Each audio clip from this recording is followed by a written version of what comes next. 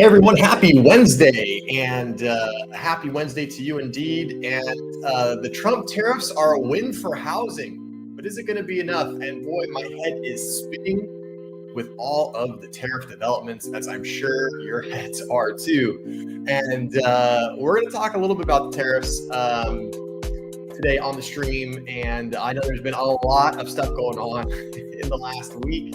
We've talked about the tariffs a few times. We've had some new updates today, and I kind of feel like my stream was derailed a little bit because I came up with the topic and the articles as I do usually a day or two before my stream to make sure that they're current and recent. And let me tell you what, I got out of a meeting today around noon my time, Pacific Standard Time in LA, and I came out to the news that the tariffs have been put on hold and the stock market recovered like 80% of its losses in like 3 hours because of it. So some new developments on that front that are going to kind of maybe modify some of the stuff that we're going to talk about in the stream a little bit. But nonetheless, we're still talking tariffs. We're still talking about how it's going to affect the housing market. And so we'll be getting into that just shortly. First and foremost, happy Wednesday. Thanks for hanging out. As always, my name is Joe, and we're going to be talking about the latest news and what's going on in the real estate world. Thanks for giving me some of your very valuable time. I appreciate you choosing to spend your Wednesday evening with me. If you're new here, please consider subscribing to the channel. It doesn't cost a penny. It's completely free, helps out my channel, and then you'll be notified of other live streams and videos that I put out. So go ahead and click subscribe. And then right down here somewhere, there's a little thumbs up. Go ahead and hit that like button. Please like the stream if you're enjoying the content. It helps push the stream so that I can reach new people and have more viewers. Hey, living in Omaha, David Matney, my buddy. Good evening, buddy. How are you? Hope you're doing well. Don't worry, give it 40 hours and it will be applicable again. That's kind of what we're feeling like, Dominic. Kind of like if we wait long enough, we'll come full circle on this baby, and all of this stuff will apply as you say. So everybody kind of take it with a grain of salt. And we're going to actually talk about, I want you guys' opinion for an idea that I have for next stream, but we'll talk about that a little bit later towards the end. All right, so we're gonna get this article up on the screen, and we're gonna get rocking and rolling here. Okay, so this one comes from Newsweek. Again, this was as of yesterday at 1:30 p.m. Actually, about 2 days ago at 1:30 p.m. A lot of stuff's changed now a little bit, but we can still talk about it. Hey, Innovative, what's going on? Happy Wednesday. Thanks for hanging out, buddy. 6-month treasury bills at 4.33% are a great place to park your down payment savings. This market is a casino. Yeah, that's a great way to put it. Yeah, T-bills are recovering quite a little bit. They even dropped down, correct me if I'm wrong, but I believe mid last week, they dropped down to, gosh, I think they might have even been 3.9 for a portion of the day, but popped back up to 4.33. Yeah, so you're exactly right. Not a bad place to park your down payment savings if you're looking for something safe and secure. Absolutely. David Matney, 24 hours. Yeah, that's very, very possible. We'll see. And you know, we'll talk about that for a little bit. And obviously, I want to hear from you guys, and I want you guys to join in on what you think. Again, it's not a political stream. I'm not an economist, but you know, we've talked about this in streams past that partially, you know, part of the problem with the tariff thing is that the American people we just don't know kind of what direction we're headed in, right? And I was talking to my wife about this a little bit earlier. You know, do I think that Trump knew what the ramifications of the tariff implications would be? Yeah, I don't. The guy is crazy, but I think that he knew what he was doing. And I think that his goal was to levy these tariffs, say that we're going to, you know, drop all these reciprocal tariffs, do all of these things, make all of these, I guess, threats, if you will. Obviously, he didn't go through with it yet. So at this point, they're just kind of threats at this point. And the market would crash. And I think he knew this. And I think he knew the market was going to be pretty crappy for about a week. I think he knew that his very wealthy billionaire business friends were going to be unhappy with him. And we saw him take some criticism from some of his usual supporters, right? So some of his big donors, some of his big business colleagues straight up told him like, hey, dude, this is going to mess with some stuff. You shouldn't be doing this. And to be honest with you, I don't think he was going to do it the entire time. I think he was bluffing from the get-go. And I think he was bluffing not only to the American people, I think he was also bluffing to the international community.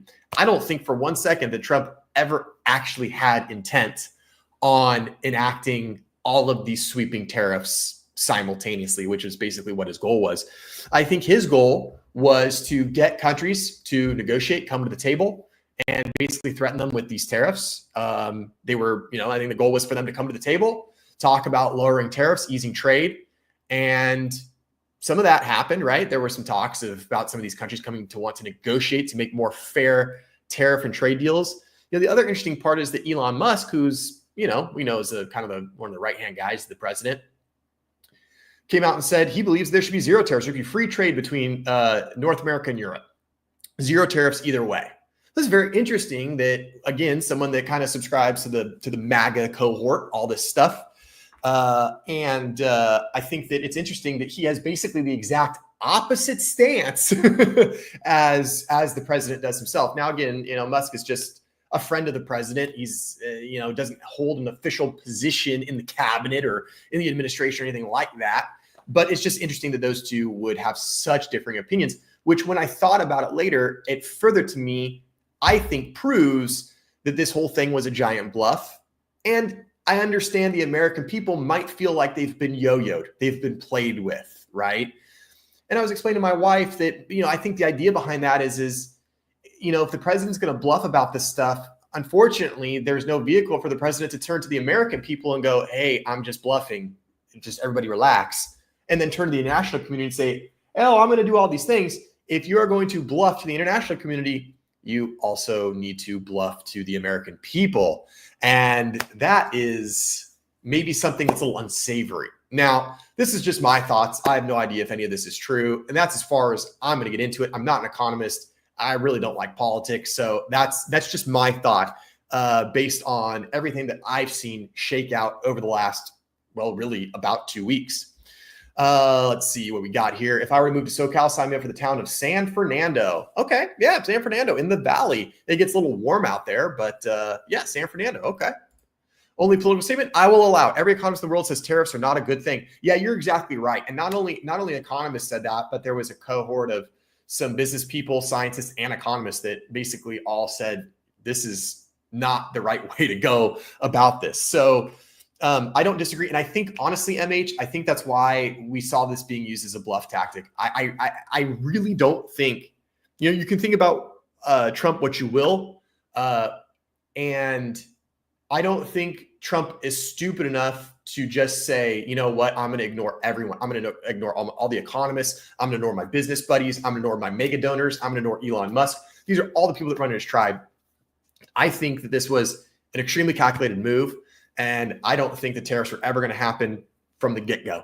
I think that this was all just a way to get people to the bargaining table, which I guess great if it worked, but yikes, you really caused some heart attacks in the American, not only just amongst the American people for last week, but also in the international community, right? The United States economy is the global economy anchor, right, if you will. So a lot of people were rightfully concerned about what we were doing. So let's see. MH, that is not a political statement. That is just a fact. Yep. There we go. If I want to bluff, I move to Omaha or Duluth. That's very quick-witted. That's good. Well, if you are going to Omaha, Dave Matney is in the house. He can help you with all your Omaha needs. If he's using up a lot of political capital in his first 100 days, in my opinion, it was not very. That's a great point, David. And this is another thing I told my wife. I said, you only really get to bluff one time, right? Any good poker player will tell you, you get that one big good bluff, and then people are on to you and they kind of know. So I agree with you 100%, David. I think he is potentially, using some of what, as you said, political capital very early on, very quickly, and we'll see how it plays out. It's a risky move, but it's Donald Trump, man. Everything's a risk with Donald Trump. So we'll have to see how it pans out. This is Blaine. Washington is off 43% year over year along the Canadian border. Yeah, it doesn't surprise me. The Canadians are not very happy with us. Our friends from up north. Hopefully our friends from up north can make the difference between the American people and the American government, which I know can sometimes be difficult for people to do. But it is what it is. So I know that our friends up north are feeling it, and that is a great segue, MH, into our very first article of the evening that's talking about housing market gets warning despite a win on Trump tariffs. Now, again, I need you all to look through the framework that all of these articles, all of this stream, this whole thing was formulated prior to today's news that the tariffs were going to be on hold for 90 days. So just keep that in mind when we go over this stuff. So housing market gets warning despite win on Trump tariffs. So from Suzanne Blake, again, just a couple days ago, the housing sector has scored a temporary reprieve from new tariffs, but builders warn that overall construction cost outlook remains bleak despite the win. Now, what they're talking about here is the exemption of Canadian lumber. So I don't know if you guys are aware, but a ton of our lumber, a very large majority of our lumber comes from Canada. Guess what's used to build houses? Lumber. So a lot of our housing material is coming from Canada. Well, guess what we decided to go try and do? We said we were going to slap all these tariffs on Canada.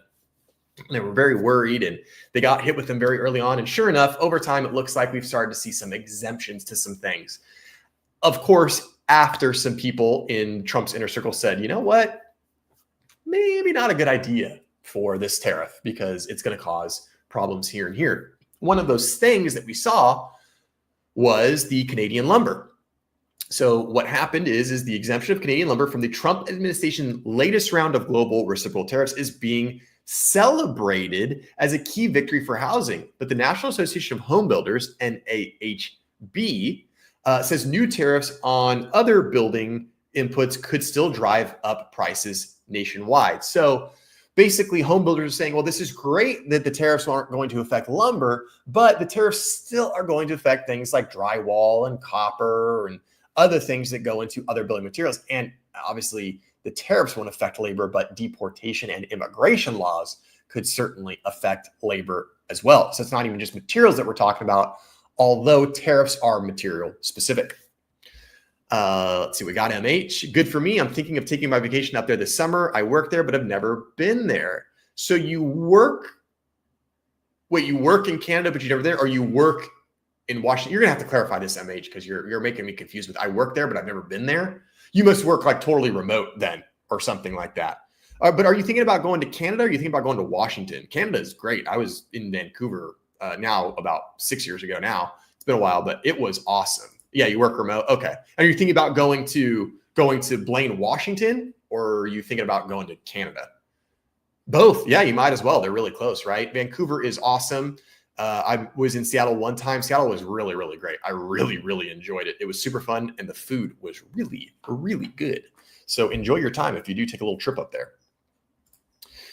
Why this matters. So while the lumber exemption helps avoid immediate shocks in one essential house building material, NAHB is sounding alarm about broader consequences of the new tariff policies. Now, it will be interesting. I will be interested to see if the NAHB releases any type of statement, press release, comments, thoughts tomorrow morning, now that we have some clarity on what's going on with the tariffs in the immediate future. So we'll have to see what happens. Builders estimate that tariffs already in place have raised the cost of constructing an average home by $9,200, according to the March 2025 NAHB Wells Fargo Housing Market Index. Housing prices are often looked at as a key marker in economic stability, which is true. It's very true. We know that the housing market is kind of the bedrock. If the housing market starts to falter or show signs of weakness, then we know overall the economy is probably going to start showing signs of weakness as well. What to know? President Donald Trump announced a sweeping 10% baseline tariff on nearly all U.S. trading partners last week, with elevated rates as high as roughly 50% on some nations. Canada and Mexico were excluded from the new tariff structure, which was a crucial development, as Canada supplies about 85% of U.S. softwood lumber imports. 85%. That is huge. Could you imagine if 85% of our lumber received a tariff? it would be immediately cost. It would make new homes more expensive.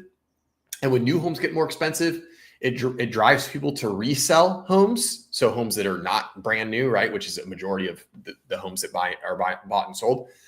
And because more people get driven to resell homes, it ups the competition and ends up upping the prices of existing homes. So even though that lumber has been there for 20, 30, 40, 50 plus years, it still makes them more expensive. And that's the effect that tariffs can have as their roots kind of spread out into other places and their effects get wider and wider. NAHB is pleased President Trump recognized the importance of critical construction inputs for housing and chose to continue current exemptions for Canadian and Mexican products, with a specific exemption for lumber.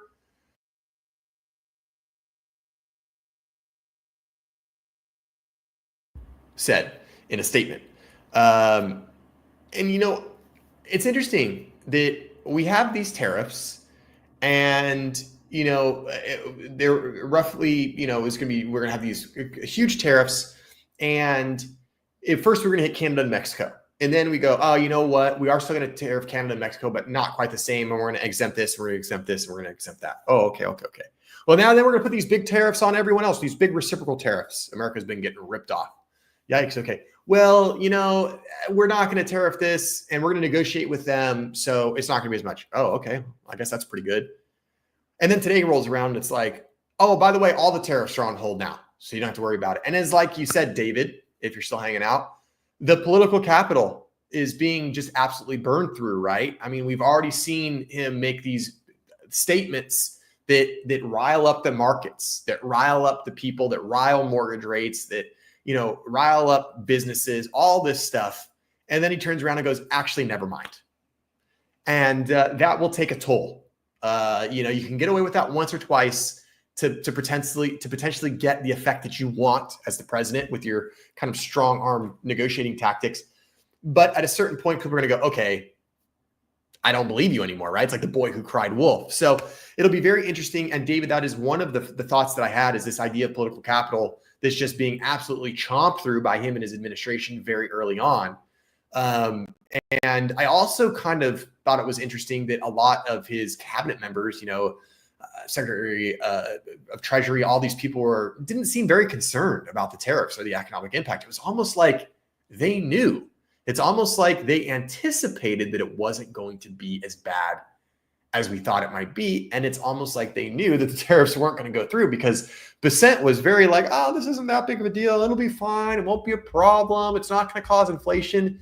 Meanwhile, every other economist in the world is going, this is going to cause problems and this is going to cause inflation and prices to go up. So very, very interesting turn of events. However, the larger housing market could still face bad news. Currently, new single-family home requires $174,155 in building materials on average, of which $12,713 comes from imported goods. Tariffs, especially those newly applied to goods from Asia and Europe, will likely increase volatility and price expectations, which drive short-term spikes. Over time, restricted supply from tariff-affected regions is expected to result in even higher costs.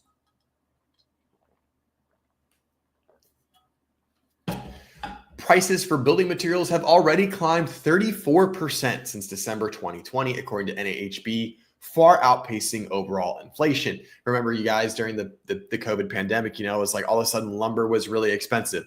Then all of a sudden the vinyl was like gold. I remember this because my wife and I, during COVID, it was like right before COVID started. Maybe it was during COVID, I can't remember, but we needed a new fence. The fence at our first house was like, part of it was like old and rotten and rickety. And another part of it, like there was never any fence there.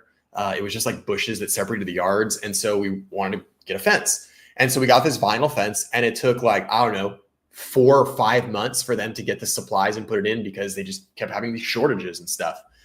And it took a long time, and it was very expensive. And so even from the COVID era days, where there was some inflation there and some shortages there with supply chain, between that and then all of this tariff talk in the last couple months, it's only increasing the cost of building. The new tariffs affect not only steel, aluminum, and appliances, but also critical construction items like gypsum and concrete, which is drywall. Gypsum is drywall, and concrete is like, well, that's concrete. That's what your patio is made out of, and all the hardscape, the pool, all that stuff. The result is expected to be tighter supply chains and higher expenses for builders, with costs passed directly on to home buyers. The impact may be especially severe for products sourced from countries like China, where duties now exceed 50% on some categories due to compounded tariffs from previous administrations. And now, with some of the developments that we've heard over today, we know that the reciprocal tariffs seemingly are going to be put on hold. However, the tariffs with China are not. Those are going to go through. And I believe, if my memory is not incorrect, I believe he even upped the tariffs on China slightly more. And we'll see if those hold out. But yeah, a lot of these products coming from China, they're going to get expensive. They're going to get more expensive. I mean, you can't just add on to the cost of the good and expect for it to not be passed on to the consumer. It's just not going to happen. The NAHB previously expressed their concerns over Trump's 25% tariffs proposed for Canada and Mexico before the global tariffs were introduced. So the NAHB was already telling them before the whole global reciprocal tariff thing. The NAHB was already saying, listen, the stuff for Canada and Mexico is going to be a problem because we get so much of our goods there. Canada is lumber and Mexico is a lot of gypsum, which is drywall, which is, gosh, between drywall and lumber, that's got to be at least 50% of the home, right? I mean, it's framed in lumber. The roof is sheathed in plywood. Gypsum covers all of the walls of the house. So, it's quite a bit. NAHB's members understand you have larger and well-intentioned policy goals in mind as you consider a holistic trade policy, Carl Harris, NAHB chairman of the board, wrote in a January letter to Trump. However, we respectfully ask that you consider the effects of tariffs on Americans struggling to afford housing and that you exempt critical construction materials from such actions. As we all know, the affordability crisis is insane and a lot of people can't afford to buy houses. And obviously the NAHB is a little concerned that if these tariffs have gone through, it's only going to up the cost that much more.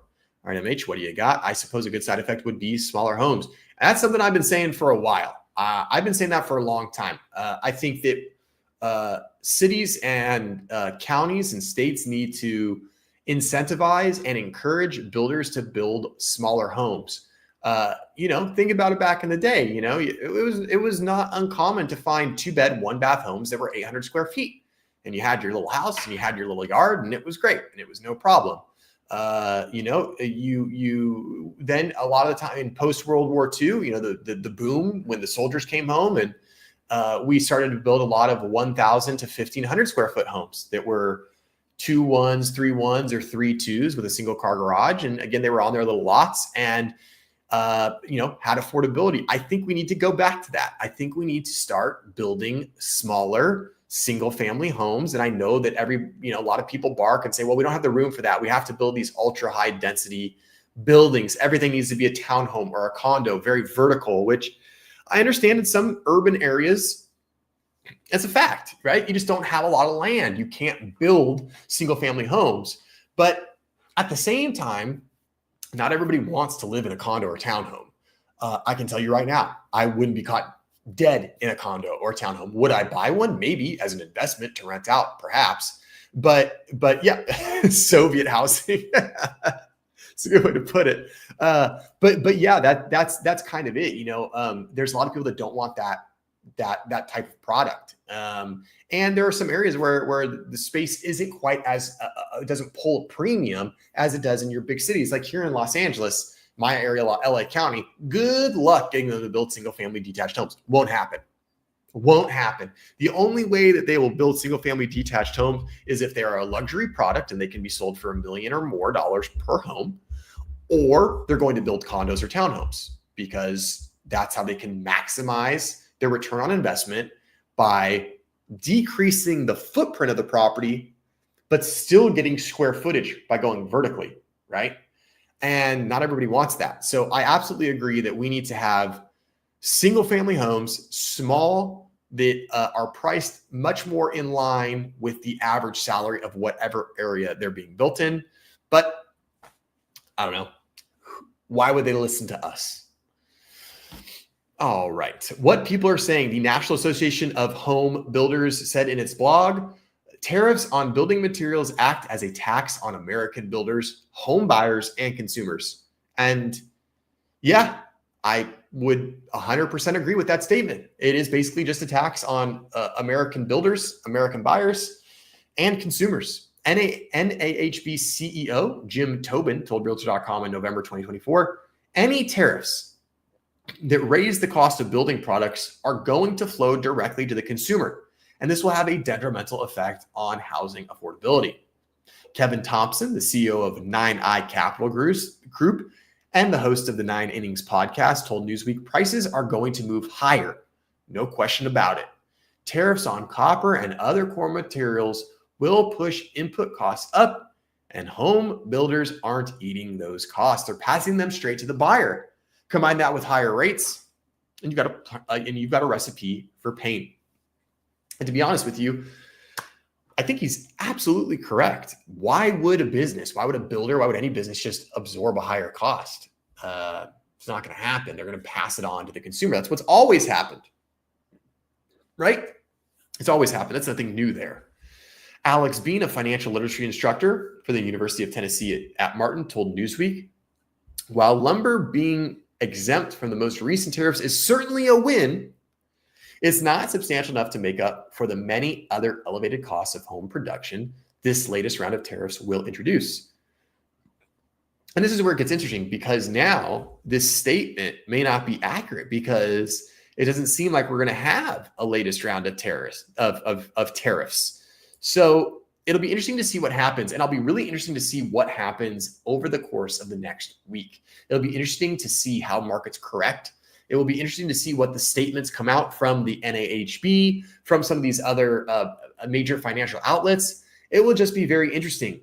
But as Dominic said earlier in the stream, and as David said, as we've kind of been alluding to, who the heck even knows? I was on another stream with one of my other agent colleagues on the East Coast, and we were talking about tariffs and the uncertainty. And, we were just talking about how the uncertainty is part of the problem with the housing market right now. It's just that people don't know what's going to happen, and people haven't really known what's going to happen ever since interest rates started to go up in mid-2022. From mid-2022 onward, there was a big question about what will interest rates do? Will they come down? Will they go up further? Interest rates went up. Will prices come down? There was just a lot of, I don't know what's going to happen. And whenever you have that in a major economic market, typically that means that things are going to come to a little bit of a standstill. Because when consumers aren't confident, they pull back, they do nothing, they take the wait and see approach, which is understandable, right? I mean, if you don't know what's going to happen, you're not going to jump into anything. So it'll just be interesting, because with this sort of yo-yoing that's happening, it'll be very interesting to see what some of these outlets expect to happen. But with that being said, it's almost pointless to try to figure out the scenarios of what could happen. And this is what we were talking about on my friend's stream a couple of weeks ago, just about a week ago, that it's almost does more harm than good to try to anticipate or guess or plan for the outcome. Because as we saw, just like today, the plan could change completely, right? It could just, with a flip of a switch, all of a sudden, it's completely different now.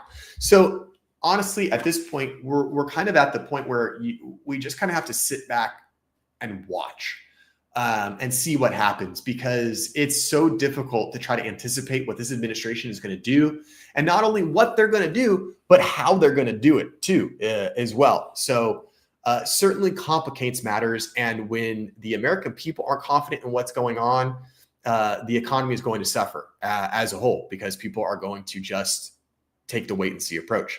They're going to stop making big purchases, they're going to stop buying houses, stop buying cars, all of these things. There are dozens of materials that are not exempt from these tariffs and could add well over $10,000 in cost to the making of new housing units. These costs are going to be passed on to the buyer, who is already struggling with one of the most unaffordable markets for housing in modern history. One thing I want to touch on, when you see this number, $10,000, you might think to yourself, Well, $10,000, I mean, it's a house, right? And the average house in the United States now is $470,000 or something like that. So if you think, well, $10,000, $470,000, like, well, it's not that much more, right? And, well, man, it's, if you're getting a loan, it's not much more. You add $10,000 to the purchase price. Okay, you bring in a little bit more. But what people don't understand is that you take this $10,000 increase, and sure, maybe you only need to bring in an extra $100 for your down payment to account for a $10,000 price increase. That is a relatively small price increase when it comes to real estate, but $10,000 financed at 7% over 30 years turns into a large sum very quickly. So this $10,000 cost over the life of the loan, it's not $10,000. It ends up being much, much, much more than that. So another thing to think about is it's not just adding $10,000 on, unless you've got extra cash. You say, okay, I can just bring in an extra $10,000 cash. Well, if you cannot do that to offset the cost, that means you have to finance the difference in that price. And every dollar you finance ends up being $10 in the long run, right? So that's why it's important to think about it in that context. It's not just another $10,000. It's another $10,000 times 7% interest, or 6.65, or whatever the rate is right now, over 30 years. So you got to keep that in mind as well. So what happens next? Good question. Trump's tariff policy is set to go into effect later this month, and builders are bracing for near-term disruptions. MH, doesn't matter to those who don't do math, they see the payment. And you're exactly right. We do know this, MH. We know that home shoppers all across the world, not even just in America, it's not an American phenomenon, but all across the world, people are only concerned with payment. What's the payment? What's the payment? What's the payment? And if that payment falls under their threshold that they want to meet, they likely don't really care about what it is, and they're just going to say, okay, great, and they're not going to care, which is why anytime that you go in to buy a car, the first thing that car dealership will ask you, the salesman will ask you, is what monthly payment are you looking to be at? Because then they're going to work out whatever other numbers possible. They're going to try to give you a longer loan term. They're going to try to do this, that, and the other thing to give you more for the trade-in, whatever, but they're not going to discount the price of the vehicle. They're just going to try to do some very complicated mathematics to make this number work so that you can get to the point. And then once they say, oh, you're trying to stay under $400 a month for a car payment? Look, we can get you in this car today for $397. Look at that. Beat your budget by $3. Isn't that great? You drive home a brand new car today.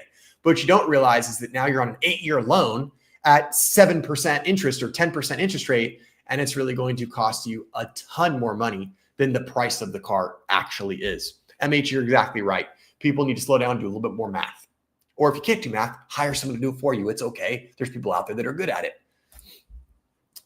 NAHB expects the cost of many imported components, including copper wiring, HVAC systems and fixtures, this is heating, ventilation, and air conditioning systems and fixtures, to increase as suppliers adjust the new duties and increasing costs. It gets worse before it gets better. And if jobs start getting cut while prices stay elevated, Thompson said, that's not just a headwind, that's a tsunami. Think stagflation, rising unemployment, higher prices, and lower GDP. And I'll tell you what, stagflation is the ultimate enemy. And we'll see what happens. It very well could happen.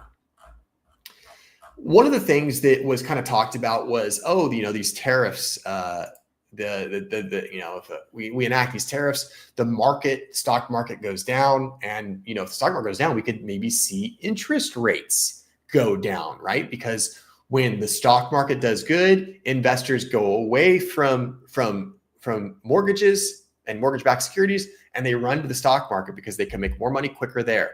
But the stock market is volatile, and the stock market's a little bit more risky. And when the stock market starts showing some signs of volatility, i.e. a week ago, typically investors will then run to mortgages because those are safe, those are secure, and they're a safe investment. Well, everybody ran back to stocks today because of the news of Trump's tariffs. But it was interesting because one would think that with the tariff uncertainty, with the fact that the economy maybe has some signs of some headwinds ahead with the tariffs, you would think interest rates would go down, right? Because again, when the economy gets weaker, when it's uncertain, when the economy is not looking as healthy and as good, interest rates come down.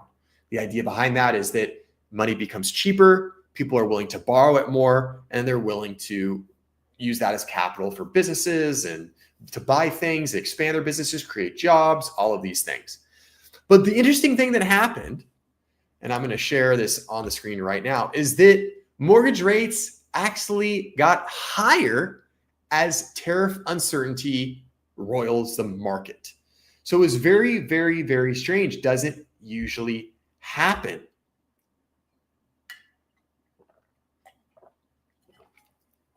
And so this was as of yesterday at about 9:30 a.m. our time. Again, this is Diana Olick. She does a lot of the real estate stuff for CNBC. I actually really like her. She does a good job. I'm going to make this bigger because this is like microscopic for you guys.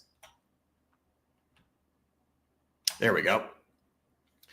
A swift rise in mortgage rates this week wiped out any advantages of last week's decline for homebuyers. Mortgage rates are now about where they have been for the past 6 weeks. Homebuyers are now concerned with the state of the economy and employment than they are with rates.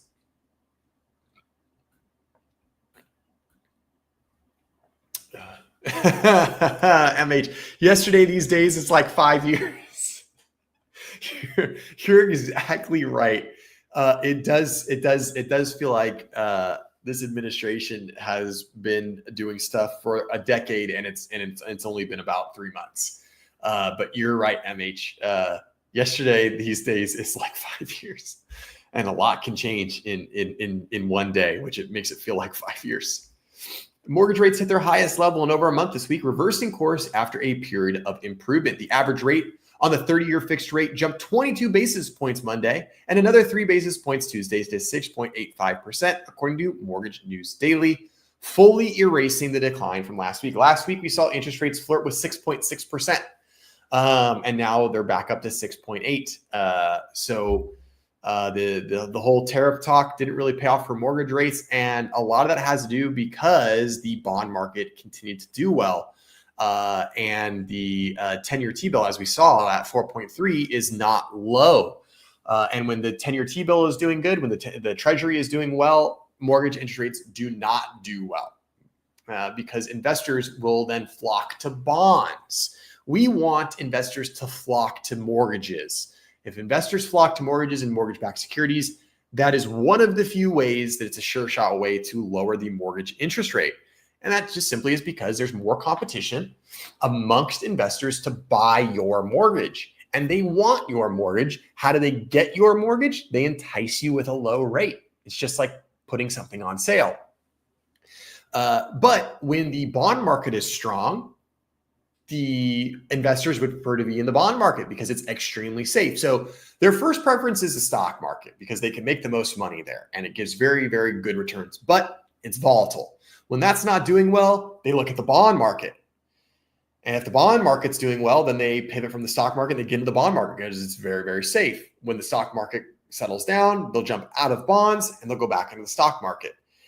And then under bonds is mortgages. So when the stock market's not doing well, when the bond market's not particularly attractive, then they flock to mortgages because it's like the security blanket, right? It's like it's a safe haven, right? And then that's when we see mortgage interest rates go down.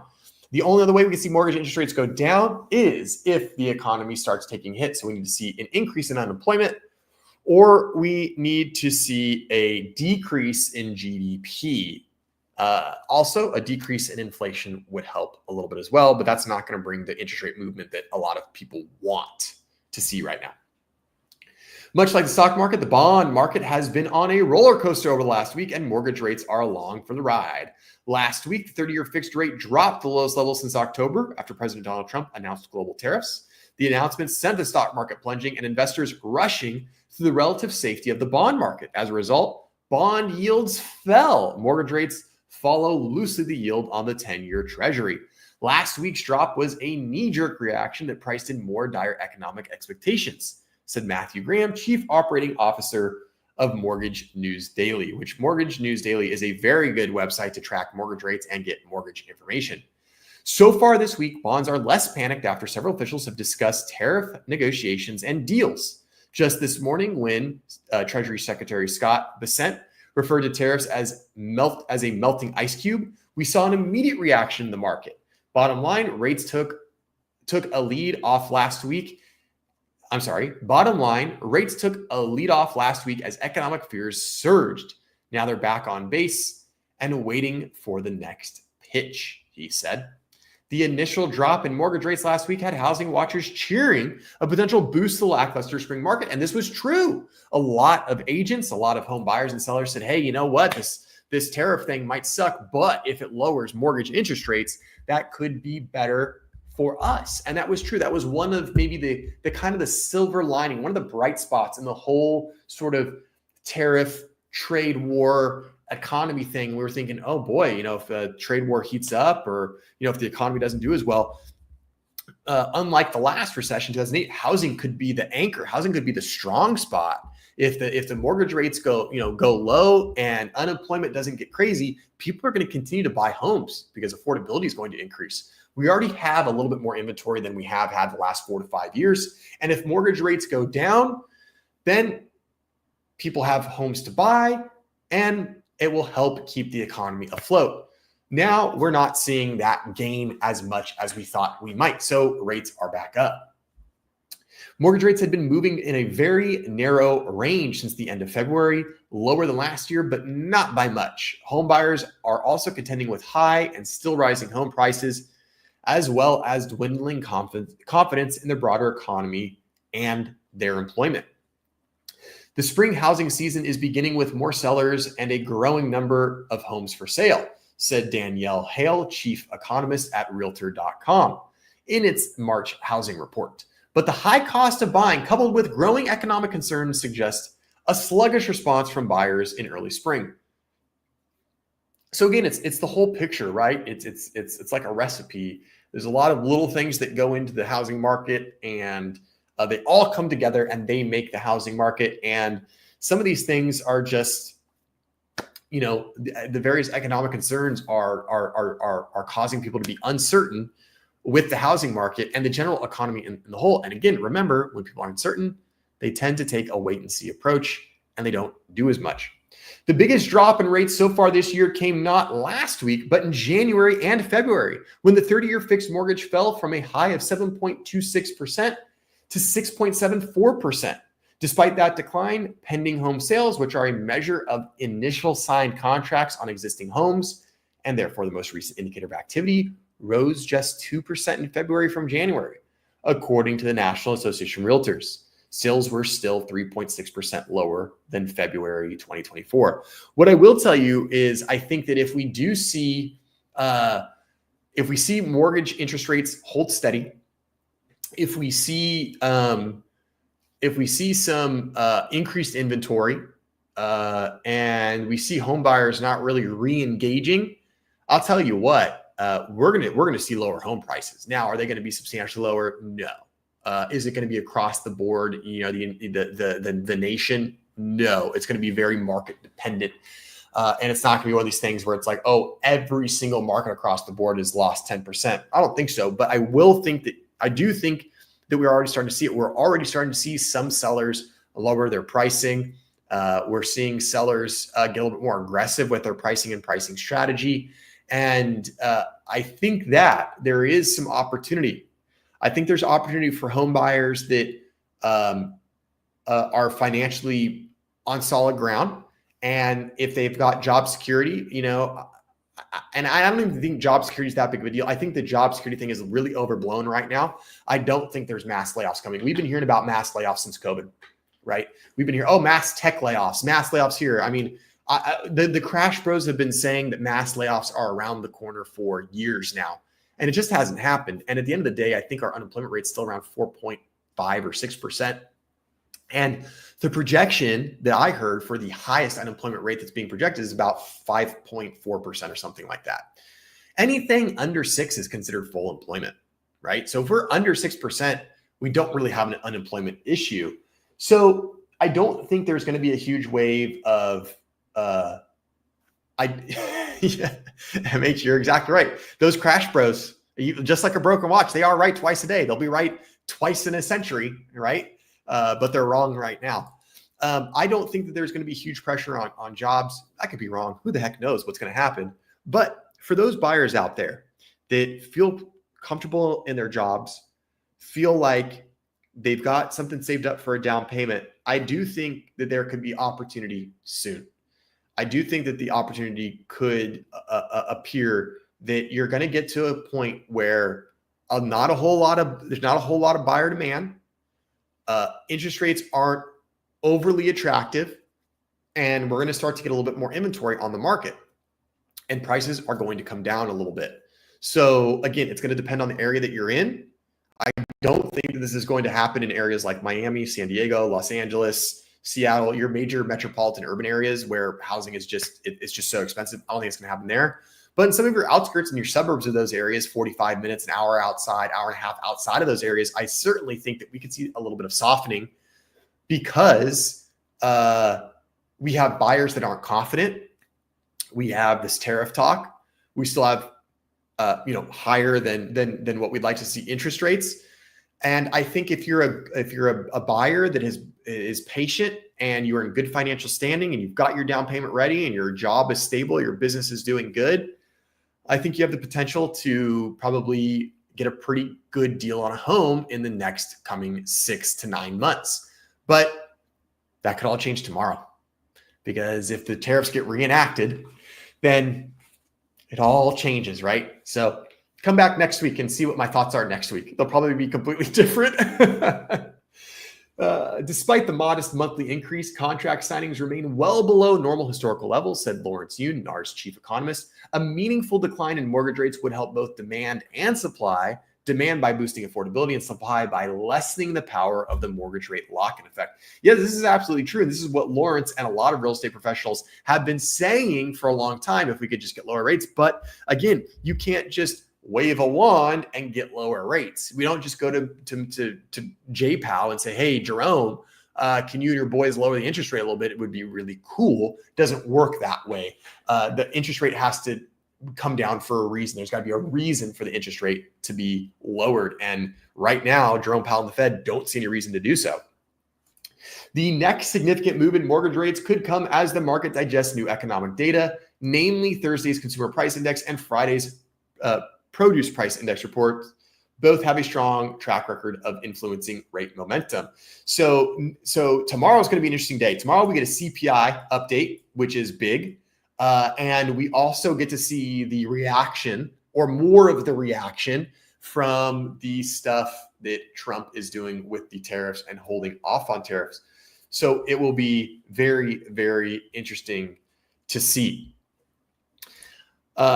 So guys, I had a few other things planned, but like I told you, the plan for my stream kind of got shot to hell when the president decided to undo all of these tariffs.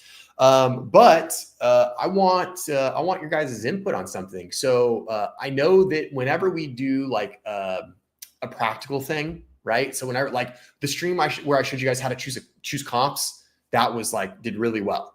The stream that we did last week where we cruised around Zillow and looked for houses in random areas at random price points did like really, really well. We had a ton of engagement and it was super, super fun. And it was fun to chat with all you guys and do all that stuff. So I'm trying to think of more things to do along those lines that are a little bit more interactive, more where we can cruise Zillow, stuff like that. So if you guys have any suggestions for stuff that you want to see, if you want me to look at any areas on Zillow for homes that you're interested in, let me know. Drop me a comment, shoot me a DM, send me an email, let me know, and I'll do that on the next stream. One of the things that I'm thinking about doing, and I want to hear from you guys, if you guys think that this would be useful or relevant, is I was thinking that it might be helpful if I show you guys how I read an inspection report. And so I was thinking I'm gonna get an inspection report I'll use one from my own house so I don't have to talk trash about someone else's property. And I'm going to show you what I look for on an inspection report, what I think is important and items that you should focus and concentrate on. And then I'm going to show you the things on the inspection report that you probably don't need to worry about because they're probably on 99% of the inspection reports out there.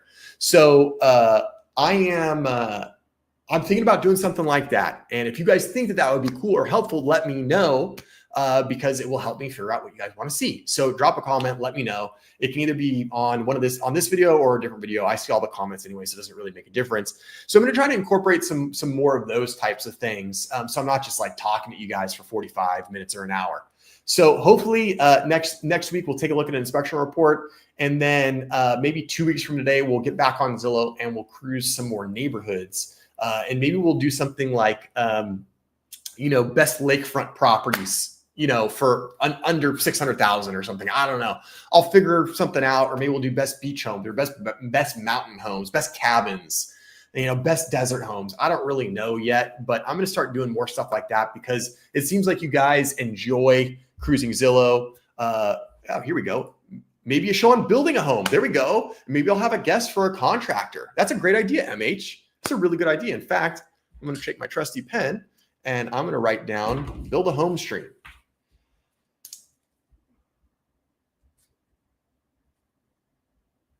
Cool. That's a great idea. And we will definitely incorporate that. Definitely do that. Guys, I hope that you had experience tonight. I know that this stream was not as relevant as usually most of my streams are. And you know what, that happens. Truth be told, it's very difficult to come up with hard-hitting topics every week after week, because sometimes there's just not the good juice to go around, right? This one, we got stymied by the Trumpster. The Trump trumped me today, doing that tariff change at like 1 o'clock my time. really screwed me up a little bit, but that's okay. I'm so glad you guys were here. I hope you enjoyed the stream. I hope you enjoyed hanging out. I will say it's always a good time hanging out with you guys. I really appreciate you guys hanging out on my stream. I got 6 people hanging out, and I'll tell you, it really means a lot that you guys choose to spend some of your valuable time with me, listen to me talk and jabber. So I really appreciate it. I have a lot of fun doing this, and I hope you have fun watching. We are back every Wednesday at 6:30. So if you're new here and you want to come on back, we'll be back again Wednesday at 6:30. So come and hang out for a stream. I do have a vacation plan this summer. So we're going to do an on-location live stream. And what I'm thinking about doing, guys, is I'm going to be in Maryland for a little bit this summer in June. And I'm going to live stream on vacation because I don't want to miss a week. And what I'm thinking about doing is we'll do like a special Maryland episode, because I'll be there, and maybe what I'll even do is see if maybe I can tour an open house or something. Would be cool, and I can take a video and we can. So I'm thinking about different things to do. So I appreciate all you guys. MH, thanks for hanging out. Really appreciate it. David, buddy, you're my guy. You know that. Thanks for hanging out. I always appreciate you. Oh, Todd Stacks. No,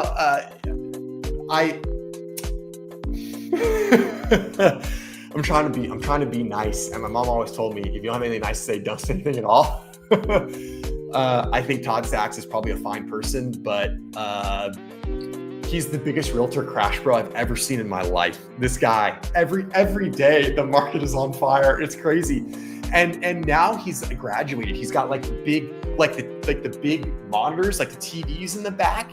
He's got a studio set up, and this guy is he's like Walter Cronkite now. It's crazy. This dude is he's really made it, which is cool for him. Good for him. But he never shuts up about the market crashing. That's dedication. Yeah. Well, it'll be on live on location. It'll be fun. I think it'll be cool. So I think that'll help. Yeah. Put more flames in the thumbnail. There you go. Yeah. Flames and a lot of this face, that type of stuff. Yeah, do that. That really gets me going. Guys, thanks for hanging out. I appreciate you guys. Thanks for spending your Wednesday evening with me. Again, we'll be back next Thursday. If you haven't liked the stream, please go ahead, click that click the like button. Hey, I like Todd too. I like him too. I think he's a good guy, and I think he's got a really good show. I just don't like what he talks about. That's all. But that's okay. I'm glad you like him. Different strokes for different folks. That's what makes it great, right? And thanks for hanging out, Innovative. Thanks for hanging out. I appreciate it. Thanks for spending your time here too, guys. All right, guys, I'm getting out of here. It's dinner time. Thanks so much for hanging. I appreciate y'all. Have a good rest of your week. And as always, guys, you know how I close them out. Do something nice for someone. Be kind. The temperature out there is real high right now. Everybody's on edge right now. I don't mean the temperature. I don't mean the temperature of the sun. I mean, like, emotionally, things are a lot of tension out there. So, hey, try to bring it down. Just try to be the calm person in someone's life. Hold the door open for someone. Slow down. Everybody, do something nice for someone. Have a great rest of your week. I'll see you guys next Wednesday. Bye.